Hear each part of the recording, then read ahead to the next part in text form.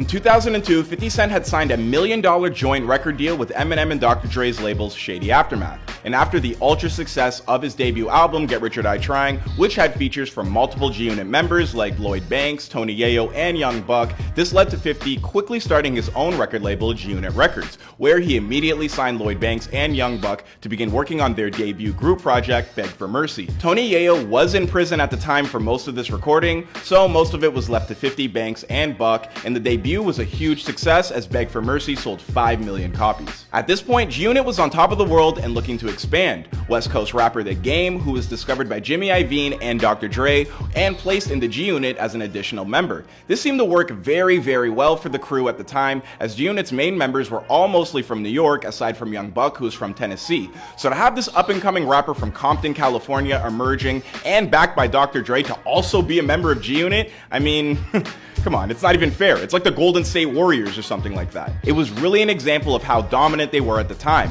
Adding The Game to G-Unit really did seem to work, as his debut album, The Documentary, generated multiple top 10 Billboard hit songs, like With How We Do and Hate It or Love It, as the album itself sold considerably well. Now, all of this was almost too good to be true at the time, with so much success coming from this G-Unit camp. Lloyd Banks, Young Buck, and The Game had each released their own solo albums, and they each went platinum individually, with each generating a charting rap single. I mean, this type of unanimous dominance across one camp is very rare to see. So what went wrong? At the beginning of 2005, tensions started rising between 50 Cent and The Game, which eventually led to one of the biggest feuds in hip-hop history, with a slew of diss tracks, and even led to a shooting outside of the Hot 97 radio station while 50 Cent was giving an interview.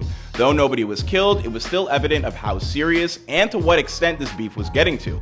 It was so serious that a press conference was held between the two rappers to call a truce, and allegedly, I say allegedly because we never know how serious The Game is being in his interviews, but apparently Michael Jackson had called The Game, telling him to end the beef with 50 Cent. And he was like, is there any, would you be open to like having a conversation and squashing that beef and doing a song for my album? I was like, for your album? I'm not sure if that actually happened and if Michael Jackson actually made the call, but who knows? Sounds like a great story, doesn't it? In 2008, it was announced by 50 that Young Buck was officially no longer a member of G-Unit, though he was still signed to the label. 50 stated the reasoning for him being removed from the group was his inconsistent behavior and excessive spending. 50 also released a recorded phone call between the two men discussing their problems, where Young Buck breaks down crying to be let back into the crew. Yeah, you're gonna be alright, you hear me? Nah, I'm wrong. This is 50.com. That nigga just get confused. Don't worry about it. You gotta be able to stay closer to me, Buck, so you don't fuck up. You see what I'm saying? I don't know, it's kind of a hit to your reputation when you're part of one of the biggest gangster rap groups of all time, and then a phone call gets released of you crying.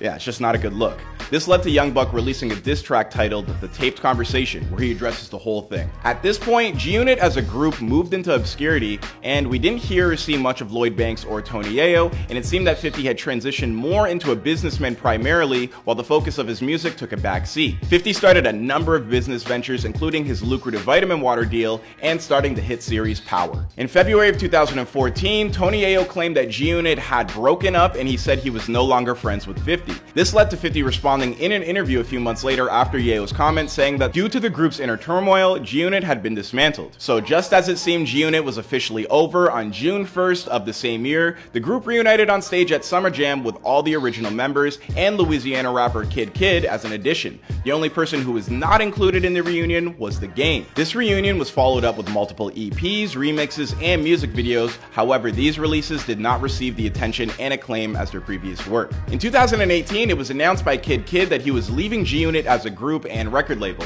The same year, 50 released a song titled Crazy featuring PNB Rock, where he claimed that Lloyd Banks and him are no longer on speaking terms. Shortly after this, Banks announced his departure from the group, which now currently leaves only 50 and Tony Yayo on the roster. 50's career as a mogul blossomed and only continued to get bigger, but much of 50's mentality that he got from the streets had remained, as he seems to have a lot of tough love for the unit. As anytime 50 does an interview now and the group gets brought up, he's almost speaking down on them, even more recently stating that he wants to forget about G-Unit. I don't care to do that.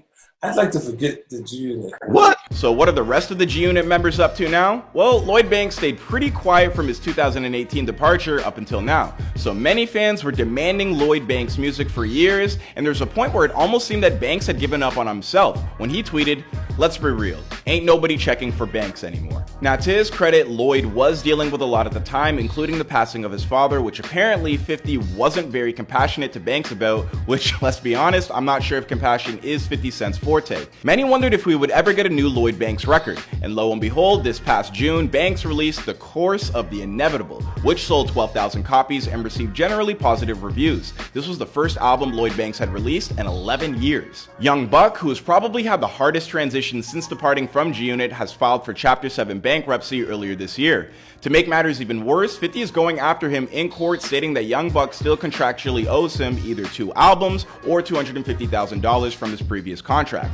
50's really asking the court to dismiss this whole bankruptcy application for this reason alone, which is pretty savage considering 50 is well aware of what Young Buck's financial situation is. Although 50 says that this is his problem to deal with, what do you expect from a man who publicly disowned and beefs with his biological son? I mean, 50 is a certified savage. As for Tony Yayo, not much is known about him currently, as he flies pretty under the radar, but if there's anything that we know for certain, it's probably that him and 50 are most likely not cool anymore. My name is Clyde Smith, and if you enjoyed this look at the recent history of G-Unit, then please like and subscribe. Want to see someone else in this series, maybe The Game, or 50's other rival Ja Rule, please leave us a name down below, and I'll see you guys in another video.